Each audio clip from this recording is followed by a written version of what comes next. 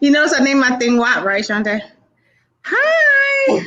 We're No. live. Welcome, everybody. Sorry I'm late. This was originally supposed to start at 7. We pushed it back to 7:15. I was waiting for a few guests to join us, and they all are not here. But I want to go ahead and get started. As you can see, my partner in crime, Cream, is not here yet, but she'll be on shortly. I'm Alberta, and I'm Coffee. And Tiffany Cream, she's in the refrigerator, but she's coming. So right now, I'm going to start with our two Divine Nine. If y'all can see, I named this WAP because this is the hottest topic going on right now. WAP, WAP, WAP. But we are the Panhelic, the D9, all part of the D9 organization. And I have my two friends here. I have Mrs. Shantae. Introduce yourself and what organization you represent. Hi, my name is Shantae, and I'm part of Sigma Gamma Rho Incorporated. Okay, and my brother Kemet from Washington, D.C. Introduce yourself. Greetings, everybody. Brother Kemet, Alpha Phi Alpha Fraternity Incorporated. Welcome. I know I got an AKA coming. She's coming. We couldn't have this conversation without her, but she'll be on shortly. And my Zeta sister will probably be on a little later. And my Sigma brother, Mr. Trey couldn't make it, but we're still gonna have this conversation. I wanted to go ahead and go live because we were having a conversation behind the scenes and it started to get really, really good. As you know, Joe Biden has picked his vice president running mate, Ms. Kamala Harris, and she is a member of the Alpha Kappa Alpha Sorority Incorporated. And she is of Jamaican descent and Indian. She's Black. She went to Howard University. She's an HBCU grad. And I've been seeing a lot of things online from our people regarding Ms. Kamala. I'm gonna be honest, she was not my first choice. However, neither is Donald Trump. So we are here and we have a decision. We have choices, right? We have one or two choices. We got choice number 1 and choice number 2. And we can't, and nobody's perfect. And so we can't let certain things lead us astray because this is a very important election. And I want to talk about some of the issues that people are having with Kamala Harris as a candidate. Mm-hmm. Let's start with Kemet. My concern, I think I talked with you earlier about my concerns, and I'll bring them up a little later, but what do you think about the new vice president running mate for Biden? I mean, personally, as you said, she was not my first choice, but here we are. So, the positives and the negatives, and I'll start with, some of the negatives in the community and some of the things that I've been seeing. First of all, there's no choice. We have to vote for the Democratic ticket. And then, of course, it's historic. She is, she has a proven track record of winning public office. If they are elected, Joe Biden and Kamala Harris, she would be the first African-American woman vice president, first HBCU grad vice president, first Divine Nine member as a vice president. But even with all those positives, and I've been off of social media for about 5 months. I jumped back on today because I've been feeling the energy through texts and from last night, and I knew from last election that our community is diverse and interesting, and we're going to have a lot of different opinions. But I've been not shocked, but concerned about the different aspects of our community. There are those of us that are voting for sure. And then, we know systemic racism has disenfranchised us. And in my younger days, I was a non-voter. So I understand the non-voters to a degree because I was a young person that was a non-voter until African-American vote 2020 years ago when Bush was running. That's what got me voting as a young person. So I'm hoping that the Black Lives Matter movement and demonstration the momentum continues into voting. So I'll stop and let the sister come in right there. But my overall view, she wasn't my first choice, but we don't have a choice. She's very qualified. Let's go. And I'm sick and tired of the groups of our people that are complaining about they're not gonna vote, or they don't want to vote, or acting like we have the luxury of picking someone else besides the racist in the White House right now. So right. Shantae? My sentiments exactly. I'm super excited about Kamala. She was not my first choice. I would have preferred Susan Rice, but that's a whole nother topic. But I think Kamala Harris is more than qualified. I liked her when she was running earlier on. I think if she had the funding and the right campaign style, she could have went a lot further, and we would have better choices now. But like him has said, we are here. These are our candidates, and I'm behind them 100%. I'm going to support them. I'm going to get out the vote, and I'm trying not to let the haters get to me out there. So I'm doing everything as humanly possible to engage the younger people as well. I know people are worried about that part missing. I'm not sure if they will be the determinant in this as far as pushing Biden and Harris over the edge, but I would like to see more young people engaged in this process and voting. So I'm excited. I can't wait to say we have an African American female in the White House as the vice president. I think African American women are looked over a lot of times, and we do so much in the community. I think that this would just be a great opportunity to give more of a voice and a face to African American women and how much we contribute to society. So I'm excited. I'm ready to go. Okay. We got work to do though to generate some there's a excitement amongst our lot. folks. Yeah, we got work to do between now and November. We got voter suppression. I mean, a lot of stuff. So here's my issue, and the only way I can be is honest, right? I'm tired. I'm tired of this whole political process. This Trump administration has totally drained me 110%. And I don't feel like it. And this is just honest. This is not honest. It could be the gold pandemic. It could be the civil unrest. I'm just tired. And then even when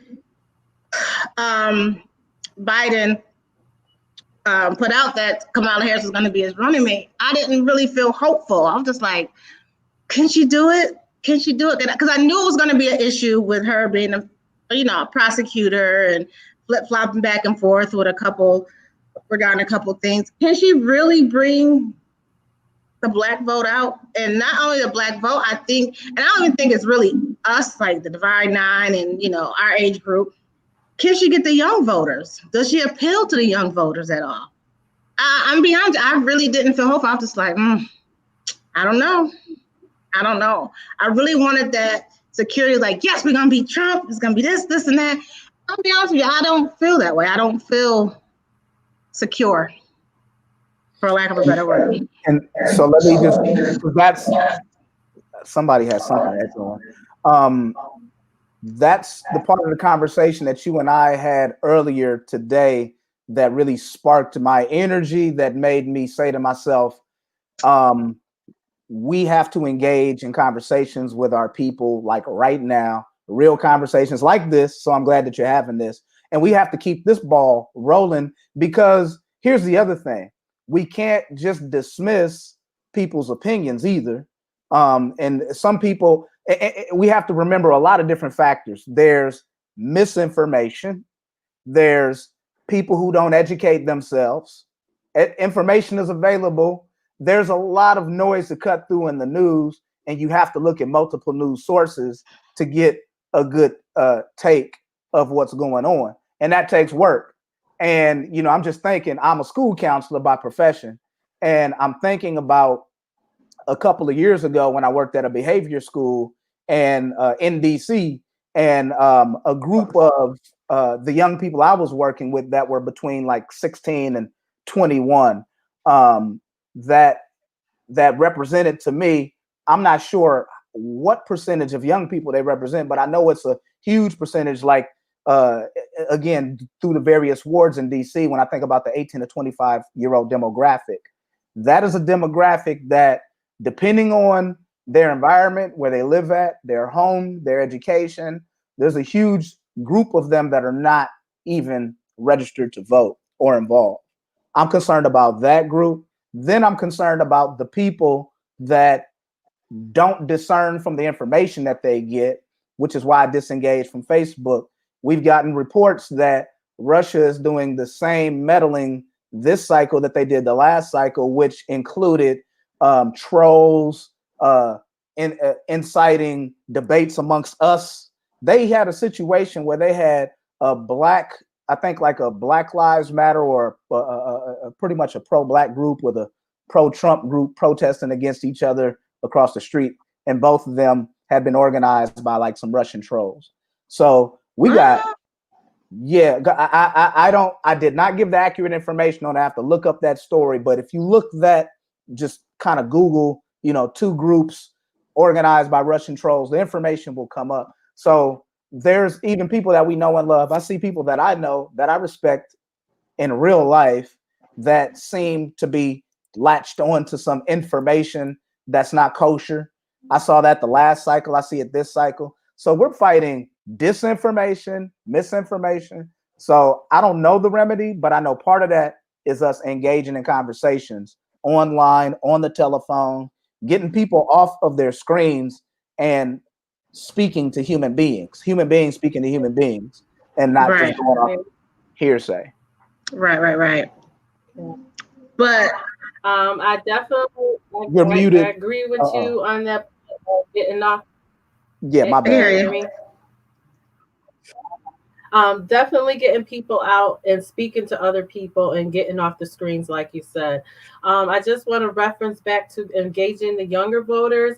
I think really when I think about how long I've been voting for, I mean, literally when I turned 18, that was like one of the things that was drilled into me by my parents, by my people who were around me. And I think we have to get back to that way of engaging our young people, letting them know that they do have a voice, and really find out what are young people interested in, because those top 5 things that they're interested in after they graduate from college is those student loan debts and finding a job and having money to party. When you engage them into saying, okay, these are the things that you care about right now, what candidate is going to be best so that you can get to your dream or go to your next level. Right now, the economy is so bad, are you going to have a job when you graduate? So you have to look and see what candidate is going to best do that for you. And our younger voters, I mean, you just have to speak to the issues that they care about during that time, and really push those issues and who would make the best choices, and hopefully they would choose Biden and Harris on that ticket, because Trump right now is he's worried about his rich friends and the people he paid money to, and he owes money to. He only care about supporting that upper class, that 1% of the rich group. So I'm thinking that if we engage our younger people into the issues that they care about, that they would make the right choices and get out there to vote. But you got to get out there. You can't be behind the screens, unfortunately. I know social media is a giant platform, but I believe in the old way of the door-to-door, talking to people on the streets, and getting the message out there as the way to engage our younger people. And now, since we're behind doors with COVID, we have to do some more of these, some more. How, my question is, because I'm not gonna, it's a sin to ask a sister how old she is, but I'm 44, so I know people in my age range generally, but again, we're in different professions, so I know educators are mostly active. Okay. But when I leave my profession and I go to, like I said, the young people in the community, mostly that are some of the young people that I have a mental picture right now of some young people in my community that are mostly unemployed that I've seen. We'll have the COVID-19 health conversation later, but these young brothers, mostly young brothers and sisters, are not adhering to any precautions. And these are, I've spoken with some of them when the COVID first started, before I really started seriously quarantining. But some of these young brothers and sisters don't believe that there's an issue, believe in a lot of conspiracy theories, don't believe in wearing masks, and you can best believe they're not registered to vote. They're not going to go vote. But I haven't given up on them because, again, these are our young people. We can't throw them away. And I've spoken with a few of them. They're intelligent young folks. And again, I remember, different from you, when I was 18, 19, I was a little militant. So I was not really energized to vote at 18. It took a political science class and for Bush to be running in 2000 for me to remember all the things I was taught in high school and say, oh yeah, I need to vote. So I started to vote at about, in my late teens, early 20s.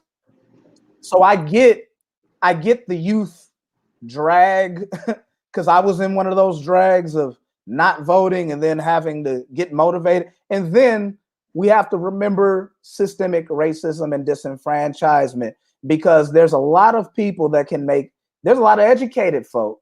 We like to talk about people without degrees, but there's a lot of educated folk that can hold court with you and go fact for fact with you about why they don't want to vote and why they're not participating. That can make very logical, intelligent arguments.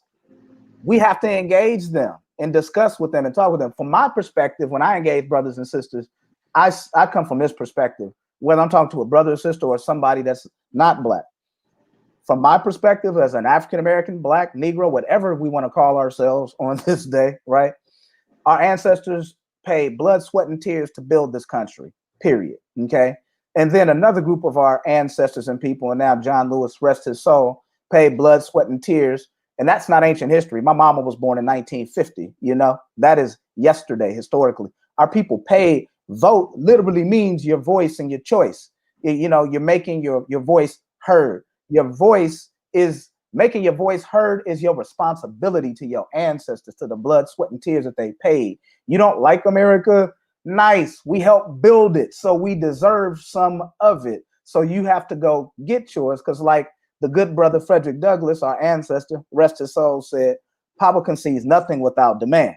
Never has and it never will." White supremacy ain't giving up nothing for free. Freedom ain't free.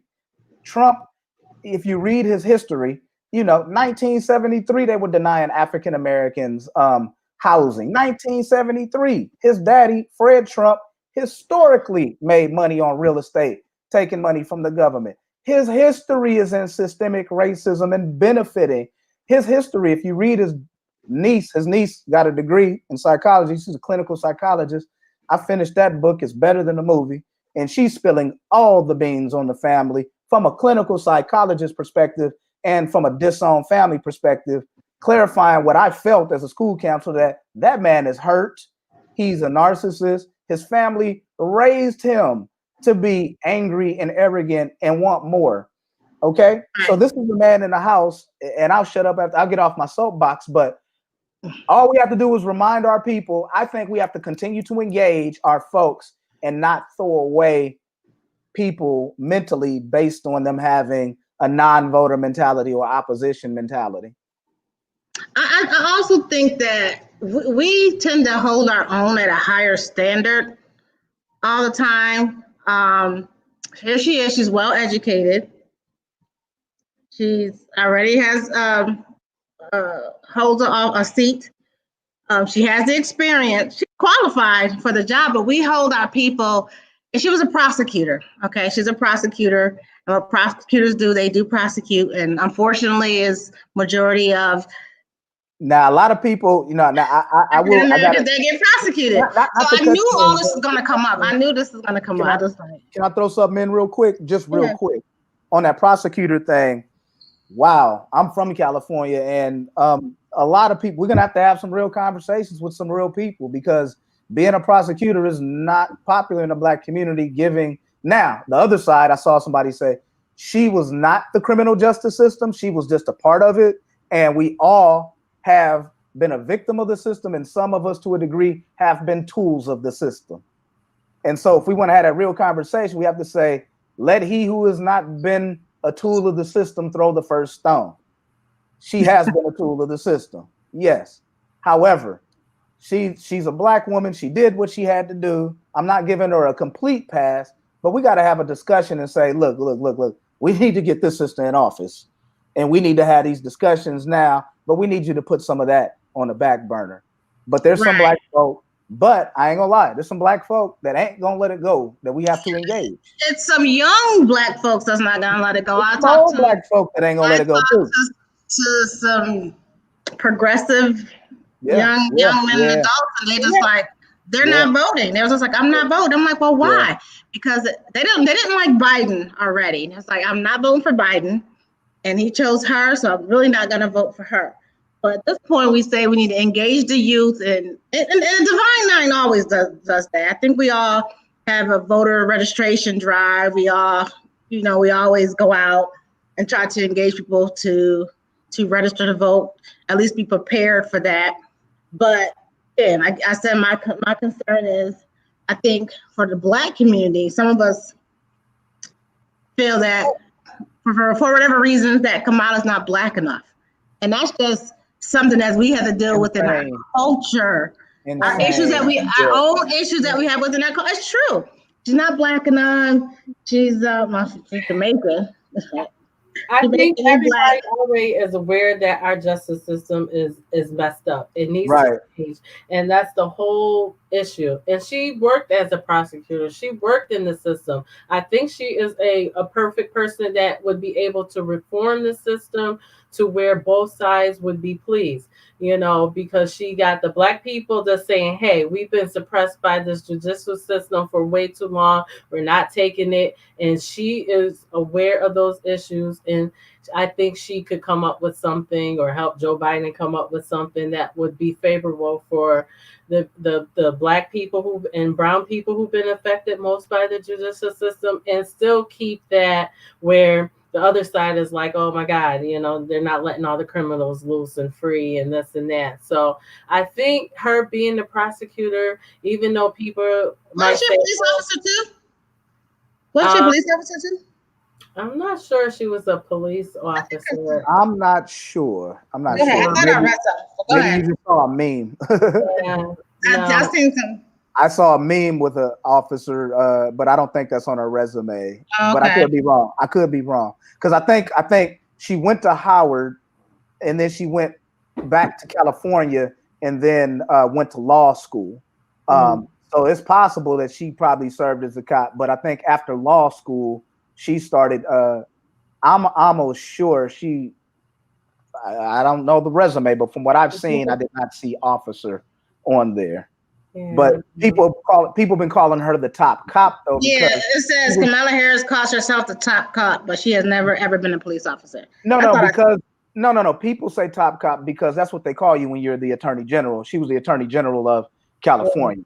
So being that she was the top prosecutor in the land, people call that the top cop. So I guess that's where that whole idea is coming from. Right. But I do think allow your people to vote. Not vote, to vet, because it's going to happen. It could have been anybody. Like I said, he could have picked Donald Duck, and I was going to vote for him and Donald Duck. So it really don't matter. Right. In a sense, for me, but there are, I was reading a lot of stuff online that people are like really tripping. I'm like, okay, let them get this all out. And then we need to refocus them to say, okay, we got two choices. There's only two choices. We have choice number one and choice number two. What is your choice going to be? This is it. He picked her. This is what we got. So let's move on. Remember Hillary's emails? Yeah. Remember them emails? Yeah. And how serious they were? What happened to them, right? And remember the Bernie bros? They couldn't vote for Hillary. and then we get this. Like, come on, y'all. You don't have the luxury of sitting. People kill me. It would be funny if it wasn't so tragic, but people in general, black people specifically, amaze me at we forget. For example, here's a perfect metaphor for me. The young brothers and sisters, for example, in the community that refuse to vote. I don't want to pick on them, but let me just use them as an example, right? For the young brother or sister that's on the corner, that's like, man, F voting. I don't want to do all of that. Don't realize your ability to say F voting comes from your First Amendment right, come from democracy. You got to protect that for every generation. Your ability to put your middle finger up is from democracy. Like, you have to protect your right to even do that. And people are not understanding that no, the system ain't perfect. It started out with our people being enslaved. But the last I checked that Constitution, them black folk heard them words when they said, we hold these truths to be self-evident that all men are created equal with unalienable rights. Black folk heard that language and said, wait, hold up, massa. We're free. We're supposed to be free. And black folks believed in it. I love that 1619 project because the sister said the founders wrote those words, but black people believed in them. Black people have been making those words real from Crispus Attucks taking the first, blow in the American Revolution. Black folks have fought in every war from, 1776 up to now.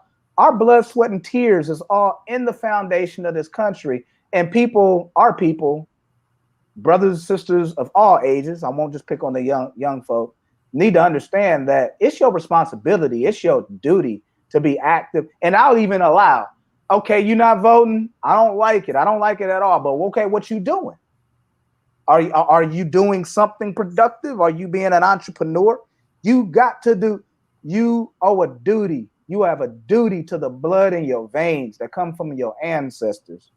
The blood in your veins. That's a good point, but a lot of these young people, they don't. No, they're not trying to hear none of that. Way different than us. No, they don't care. But you gotta get them. For the people that will hear that, I'm just saying that's my feeling. I know the young people ain't trying to hear none of that. You just got to keep preaching it. I mean, one of them going to hear it one day, and that one is going to tell another one, and then maybe tell another one. I think you just still got to keep pushing that agenda. There's always going to be the naysayers, always going to people.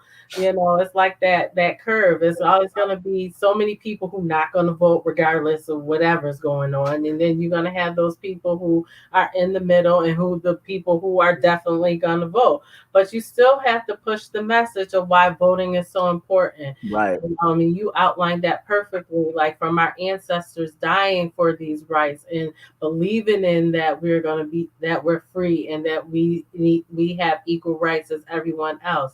I mean, with Biden and Harris in the office, I don't think the fight is over at that point. Heck no.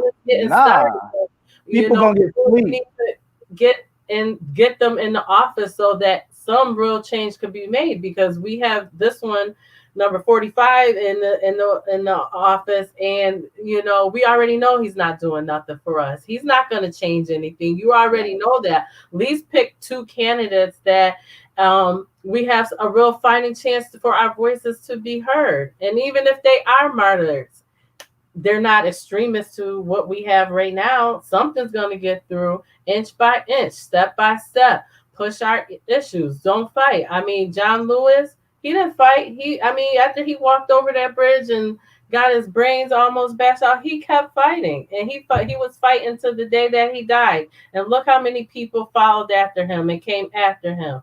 I'm sure, they lost a lot of people after that day on that bridge. I mean, I'm pretty sure there was tons of people like, oh, I'm not doing this or I'm not fighting for that. But there was enough people who said, I'm going to keep up this fight. I'm going to keep going. I believe in it no matter what. And then there were some people who seen what happened on that bridge and said, I'm joining the fight. This can't be. You see the changes that came. So I think that, just staying out there, keep fighting, keep pushing. Yeah, we got to keep preaching to the knuckleheads. I have part of another group where we mentor young women.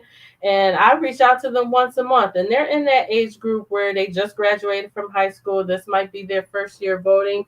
And, I don't start off my conversations like, oh, you're going to vote, you're going to vote. I talk to them about the issues that they care about there now. And I'm like, okay, are you registered to vote, or are you planning on voting, or what's your feelings about the candidate? And sit and have those small conversations one by one. If you're doing any type of mentoring, if you have any young people that's in your family or that you're around, talk to them about it. I even talked to the guy who delivers my groceries for Instacart.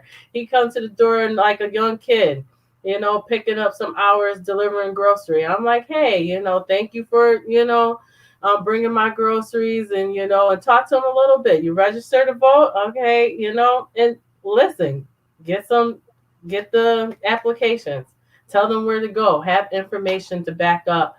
If you want them to vote, you got to be ready to say, here you go, I'm helping you, and go that extra mile. So that's what how I feel about the young people, engaging You're them. doing it, sister. You're doing it. You're doing it. So we got to, that's what you're doing is what we have to do. We have to get more people to and you too, Alberta, what you're doing right now, sister, is just whether there's 2 people or 20 or 200, whatever. If it's just us 3 talking, we have to continue that old, what you just said, sister, each one teach one. But what about the people like me that's tired? Or no, seriously, because I'm sure I'm at to get you some Starbucks. I'm not saying I'm not voting, but I am tired. Like I'm just tired of I got some Starbucks and some ginseng for you. Drink Starbucks. All right, because I'm gonna need you to take a rest. You tired? Cool. Take a rest. I need you to get up November 3rd. What I mean is no, I get you. I'm tired of this political climate. It is draining. Oh, it's gonna get more draining. It's gonna get worse as we get. It's gonna get worse. Hey, it's super draining. I hate election time. Hate it. These next couple months is probably gonna be like, I don't even want to be on social media. That's how bad I know it's gonna get. It's nasty, yeah. Super messy. Let me put on my school counseling hat and pull something up. Counsel me, please, because I'm over it already. Well, again, ethically, I can't counsel you, but I'm gonna give you some information though, and for all of us, everyone before this COVID mess, something that's been popular in a lot of professional circles, I know in schools, and I know with school counselors, mindfulness. Concentrating on the here and now, prior to the COVID-19, there's been a huge push in yoga and yoga practices and people turning towards Eastern wisdom and practices and things of that nature. And what all these philosophies, by the way, as an Africana study alumni, a lot of these systems can be traced right back to the continent of Africa. More on that later. But mindfulness and yoga and getting your mind right is important. And we're talking about African-American folks. We're talking about, when white America sneezes, Black America catches the flu, So as we're enduring the stress of COVID-19, some people aren't getting paid right now and insurance is cut off. Those of us that have professions and are getting paid right now are very blessed and have to keep in mind our people that are hanging out on a string right now that we have to support, whether that's financially through food banks or whatnot. So people are stressing right now. So we got to continue to remind each other and ourselves of self-care tips. Turn off the phone, turn off social media, turn the stuff off, go pray, go meditate, go walk into your local park, do self-care stuff. Put the alcohol away for about a week or a day, whatever. Cut the substances off, get your mind right. Whatever your religion is, indulge in that, or what your grandmama religion was. Get some of that, because people have to learn self-care and take care of themselves, because whether you cooped up in the house or an essential worker, people stressed out. And we have to remember, again, my school counseling hat, I encourage everybody to look up trauma-informed care. Go YouTube it. A bunch of nice videos will come up to help you out. Trauma-informed care. We have all experienced trauma in our lives. And globally right now, whether people believe in the COVID or not, everyone has been traumatized to some degree, whether that's economically, socially, whatever. So it's important right now. People stressing, like I said, to use our vernacular, people stressing. Right. And so you got to help. So for you, dear sister, yeah, like they say, we fall down, we get up. And whatever that meme was, I'm gonna mess it up, but it said something like, Rosa sat so King could march, so that Obama could run, so that these black babies can fly. You know what I'm saying? So for our black babies to fly, we got to get a dude who does not read, who does not believe in the Constitution, who does not like reporters, who disses black women reporters like April Ryan, who disses black people protesting black violence and calls us terrorists. We got to vote this dude out. And then for everybody, grandmama, whoever made you go to church, this dude held up a Bible backwards. I wish he walked up to somebody Baptist or Pentecostal or Apostolic or Church of God in Christ church, so somebody grandmama could make him feel the spirit. You know what I'm saying? Like, this dude held up a Bible backwards. I ain't been to church in a long time, but I could still quote scripture about the Bible. He said, I ain't been to church in a long time. And I can quote scripture because black folks serious about that Bible. If you an atheist, if you a black atheist, you know the Bible. Alberta, you know what, or Coffee, you know what to do to get yourself right. You reach out to folks and you start talking to them on the phone. You all right. And us as women, sometimes we got the right to cry, so cry it out, And when this whole pandemic started, I think what helped, in the throes of it, in the beginning, everybody was tuned to the TV and watching the news, and oh my God, what's going to happen next? And there was a lot of anxiety around COVID. It's mellowing out a little bit now, and I just stopped watching the first maybe 10, 15 minutes of the news and caught like the rest of the stuff, the weather, the feel-good stories, this and that, because at some point it is too much. It's too much for your brain to intake. It starts weighing on your spirit. But I find reaching out to my friends that I can talk to, that I'm close with, and share how I'm really feeling. And just like you, I'd be like, I'm tired, I'm sick of this, I can't take no more. But you have to disconnect yourself. You have to be willing to do some self-care and not be afraid to do that. And I don't think as Black women we do that enough, because we're trying to take care of everybody and we don't spend enough time taking care of ourselves. So I tune all that stuff out. I just now probably started watching the first 10, 15 minutes of the news, but I get the news. I know what's going on. I get the gist of it. I don't need to inundate myself with every little thing, because Trump, he does something every day to every day. You all make you mad, and it's all a distraction from what we really need to be focused on. And I don't let those things deter me and what I'm focused on and getting out the vote in November. I don't care what's going on in November. Now, I'm not going to mail in my vote either. Do not mail in your vote. Do not. When does early voting start? Vote as early as possible. Do not trust the United States Postal Service. Do not mail in your vote. Do not mail in your vote. I repeat. Go down to that vote and you check your box. I do not trust the United States Post. All of a sudden, we having issues, right? And Chante, me and you talked about this other day. I was just like, you know what? And that's how I was feeling. I was like, I think really Trump is really going to try to steal this election. Of course. By any means necessary. That's not a question. That's not a question. That is not even a question. We know that. Yeah, he's not done pulling out tricks. I wouldn't be surprised at the last minute he'll pick a Black woman as his VP just to be like, okay, and that's everybody has them. Okay, Kanye West. Okay, Kanye West. I don't trust him to do anything that a normal, reasonable person would do. I expect him to do the insane, the outrageous, the most despicable, disgusting thing. And I think us as Democrats and the people on this ticket need to be aware of that, because we like to take the high road. Michelle Obama say when they go high, you go low, and Hillary Clinton tried that. But in the end, and that did not work. Okay. So I think we need to be prepared for somebody being despicable, going low, and be ready to combat that. Right. I ain't saying we gotta get as low, but we're gonna be ready for it. We're not gonna be shook by it, and we're gonna be prepared. Right. So, I agree. I agree. I'm just Vigilance. Hashtag vigilance. Like right now, I know groups of brothers and I think sisters, lawyers.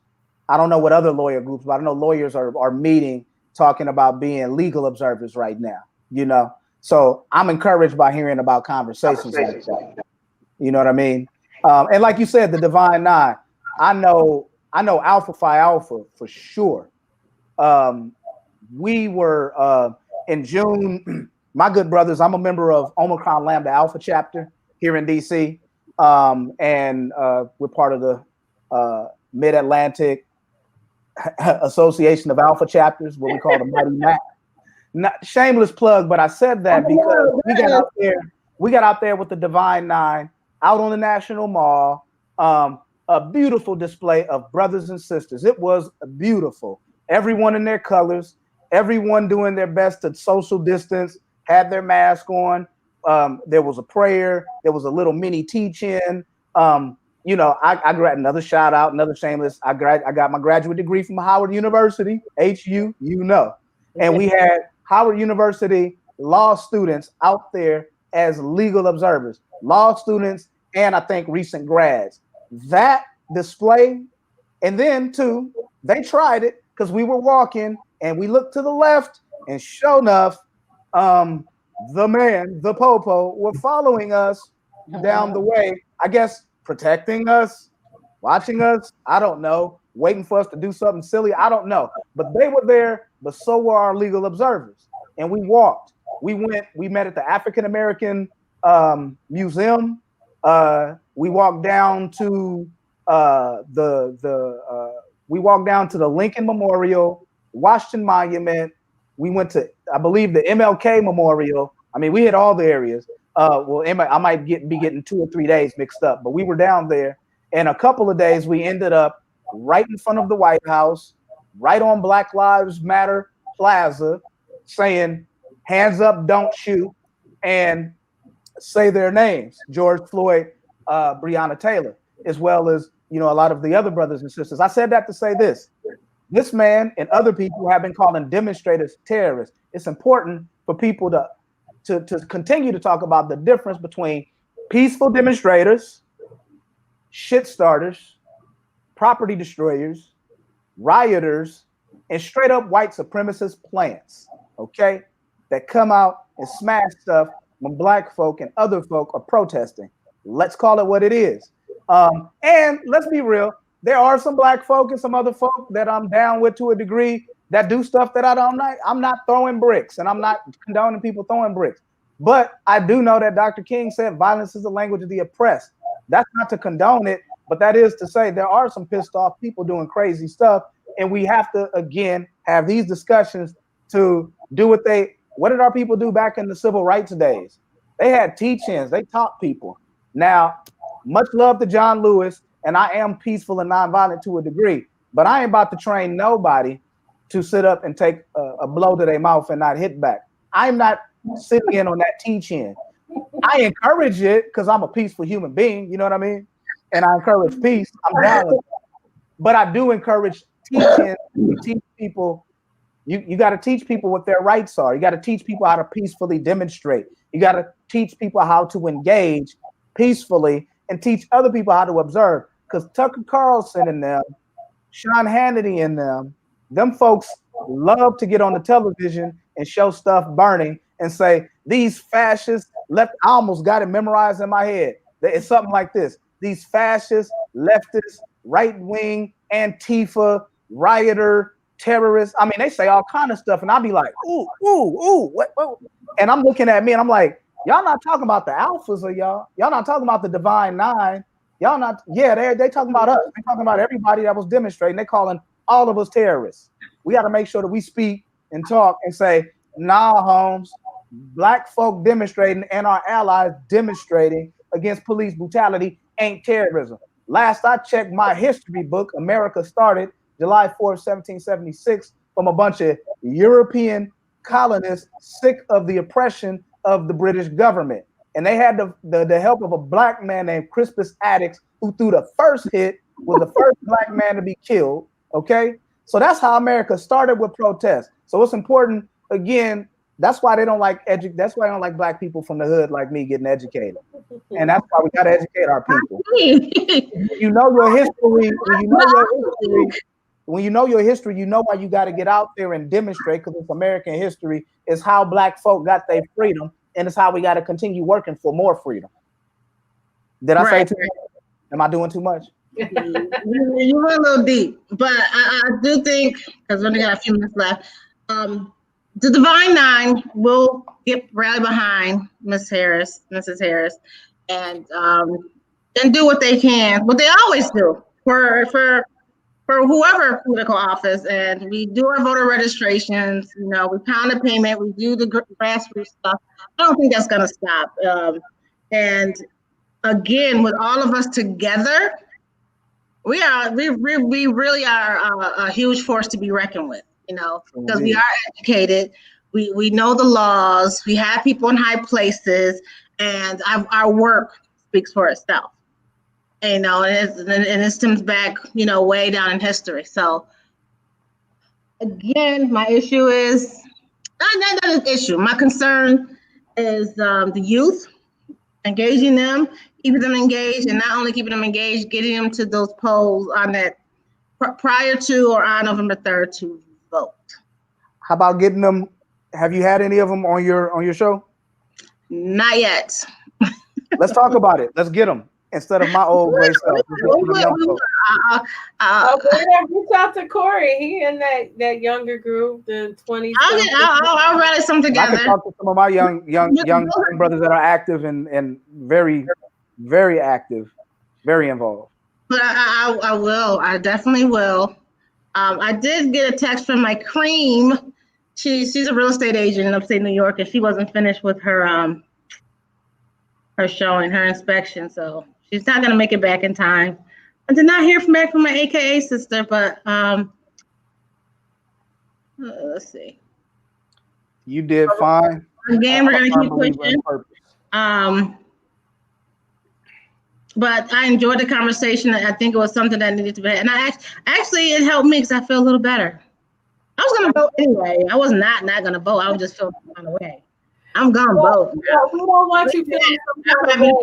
We want you to my level where you saying, yes, I'm excited. Yes, we're going to have a black VP pretty soon in November, and I can't wait till the election, and I'm getting there to vote. That's where I need you to be at right now with me, sister. Okay.